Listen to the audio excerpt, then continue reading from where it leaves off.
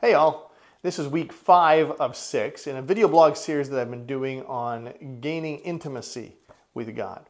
The reason we've been focusing on this, as we've talked about so far, is that it's the difference between religion, when you're just doing things because they're expected of you and somehow this makes God pleased with you, and having a vibrant relationship with the God, your creator, the one who made the universe, who walks through life with you.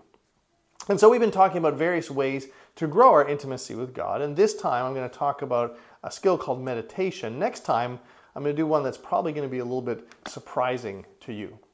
But what we've looked at so far is this idea of how we engage with God in prayer and in reading scripture and in obeying what he calls us to do. And even getting alone and being silent. But today I want to talk about meditation. And meditation is one of those things that's probably gotten a bad rap over the years. Many people picture meditation, at least in the modern context, of having to be more like a mystical thing. Meditation's become very fashionable and very popular in our culture. But most of the times when you hear about meditation, it is a Eastern-based style. In other words, it involves being quiet, getting in silence, then emptying your mind. The goal being reaching this state of complete emptiness where you're no longer thinking of anything.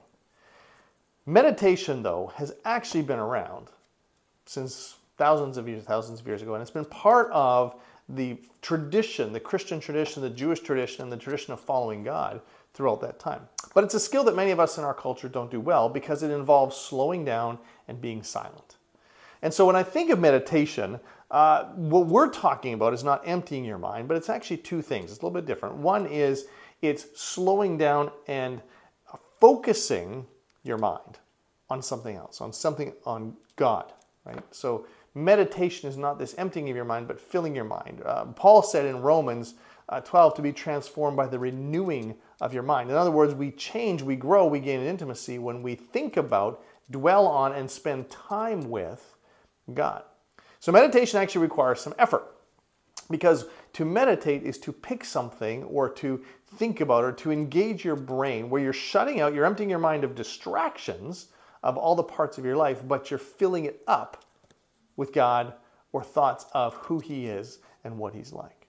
So think about it. When you sit and spend time with your spouse, just hanging out and being together, sometimes it's quiet. There's not a whole lot going on, but you are just considering and thinking about them.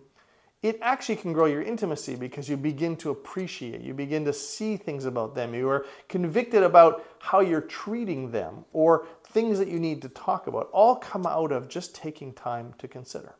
It's no different when we do meditation and we do it with God.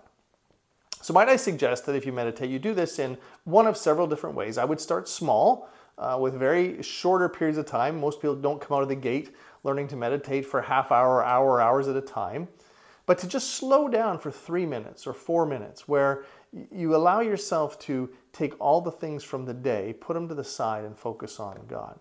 And if you're not sure what that is, you can focus on a scripture, read something from a psalm, pick a verse, and then just mull it around in your mind. Think about it. Think about the implications. What is it saying to you? What is it saying in general?